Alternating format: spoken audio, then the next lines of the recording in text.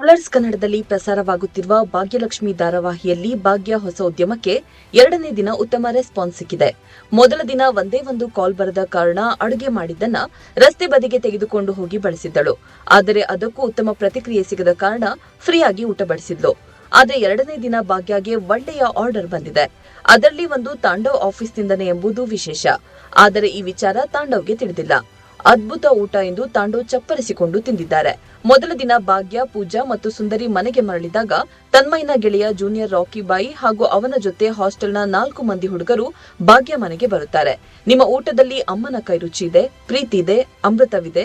ಇನ್ನು ಮುಂದೆ ದಿನವೂ 3 ಹೊತ್ತು ನೀವೇ ನಮಗೆ ಊಟ ಮಾಡಿಕೊಡಬೇಕು ಎನ್ನುತ್ತಾರೆ. ಜೊತೆಗೆ ದುಡ್ಡನ್ನು ಕೊಟ್ಟು ಹೋಗುತ್ತಾರೆ. ಇದನ್ನೆಲ್ಲ ಕಂಡು ಭಾಗ್ಯಗೆ ತುಂಬಾ ಖುಷಿಯಾಗಿದೆ. ಮರುದಿನ ಭಾಗ್ಯ ಊಟ ಕಳಿಸಿ ಕೊಟ್ಟಿದ್ದಾಳೆ. ಜೊತೆಗೆ ಭಾಗ್ಯಗೆ ಫೋನ್ ಮೂಲಕ ಆರ್ಡರ್ ಕೂಡ ಬಂದಿದೆ.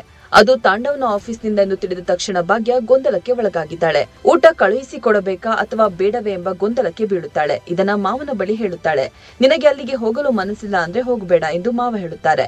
ಆದ್ರೆ ನಂತರ ಊಟ ಕೊಡುವುದು ನನ್ನ ವೃತ್ತಿ, ಅದಕ್ಕೂ ನಮ್ಮ ಬಾಂಧವ್ಯ ಕಡಿದಿರುವುದಕ್ಕೂ ಸಂಬಂಧವಿಲ್ಲ ಎಂದು ಊಟ ತಯಾರಿಸಿ ತಾಂಡವ್ ಆಫೀಸ್ಗೆ ಕೊಟ್ಟು ಬಂದಿದ್ದಾಳೆ. ತಾಂಡವ್ ಆಫೀಸ್ನಿಂದ 4 ಜನ ಊಟ ಆರ್ಡರ್ ಮಾಡಿದ್ದರು. ಆದರೆ ಅದರಲ್ಲಿ ಓರ್ವ ಹೊರಗಡೆ ಹೋಗಬೇಕಾದ ಸಂದರ್ಭ ಸೃಷ್ಟಿಯಾಗುತ್ತೆ. ಆಗ ಅವನು ಊಟವನ್ನ ಯಾರಿಗೆ ಕೊಡಲಿ ಅಂದುಕೊಂಡಿರುವಾಗ ಅಕಸ್ಮಾತ್ ಆಗಿ ಶ್ರೇಷ್ಠ ಎದುರಾಗುತ್ತಾಳೆ. ಅವಳಿಗೆ ಊಟವನ್ನ ಕೊಟ್ಟು ಅದನ್ನ ಗೌರವ್ಗೆ ಕೊಡುವಂತೆ ಹೇಳಿ ಅವನು ಹೊರಗಡೆ ಹೋಗುತ್ತಾನೆ. ಇದೇನೋ ಮನೆ ಊಟ ಎಂದು ಶ್ರೇಷ್ಠ ಅದನ್ನ ತೆಗೆದುಕೊಂಡು ಹೋಗಿ ನೋಡುತ್ತಾಳೆ. ಆಗ ಊಟ ಘಮ ಘಮ ಪರಿಮಳ ಬರುತ್ತಿದೆ ಎನ್ನುವುದು ಅವಳಿಗೆ ಅರಿವಾಗುತ್ತೆ. ಇಲ್ಲಿ ಶ್ರೇಷ್ಠ ಮಾಸ್ಟರ್ ಪ್ಲಾನ್ ಒಂದನ್ನ ಮಾಡುತ್ತಾಳೆ. ಶ್ರೇಷ್ಠ ಊಟದ ಡಬ್ಬ ಜೊತೆ ನೇರವಾಗಿ ತಾಂಡವ್ನ ಕ್ಯಾಬಿನ್ಗೆ ಬರುತ್ತಾಳೆ. ನಾನೇ ನಿನಗಾಗಿ ಊಟ ತಯಾರಿಸಿದ್ದೇನೆ ಎಂದು ಸುಳ್ಳು ಹೇಳಿ ಭಾಗ್ಯ ತಯಾರಿಸಿ ತಂದುಕೊಟ್ಟ ಊಟದ ಡಬ್ಬಿಯನ್ನ ಕೊಡುತ್ತಾಳೆ.